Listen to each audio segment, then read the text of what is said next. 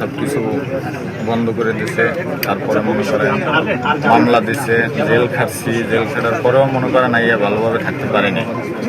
তারপরে মনে করেন সুন্দরবন যাইতে বাধ্য হয়েছি।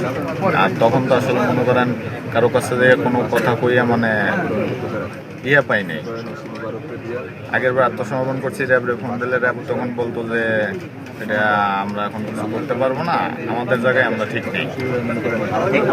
তখন আমরা কই যাব? আমার পরিবার খুব খুশি বা আমিও খুশি। আর আমার 7 জন সদস্য নিয়ে আমি সিলিন্ডার করছি। আপনারা স্বাভাবিক জীবনে আসবেন। আপনাদের এই স্বাভাবিক জীবনে আসার জন্য যেহেতু আপনারা স্বেচ্ছায় এসেছেন, আশা করি আপনাদেরকে যতটুকু সাহায্য সহযোগিতা প্রয়োজন হবে বিভিন্ন বাহিনীর পক্ষ থেকে হোক বা আপনাদের এলাকার যারা স্থানীয় প্রতিনিধি থাকবেন, আমার ধারণা আপনারা সেই সহযোগিতাগুলো সবসময় পাবেন। তবে এখানে একটাই শর্ত, যে আপনারা পূর্বে যেই ধরনের অ্যাক্টিভিটিস করেছেন এটাকে আপনার ফিরে যাওয়ার কোনো সুযোগ নাই।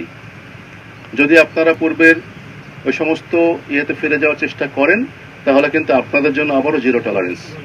আমরা যেই নীতিতে এখন পর্যন্ত চলছি, কোনোভাবেই জলদস্যুতা বনদস্যুতা আমরা অ্যাকসেপ্ট করব না সুন্দরবনে। আমরা কিন্তু সেটাতে একদম নীতিতে অটল। তো আপনাদেরকে অনেক ধন্যবাদ জানাচ্ছি আমি এভাবে আসার জন্য।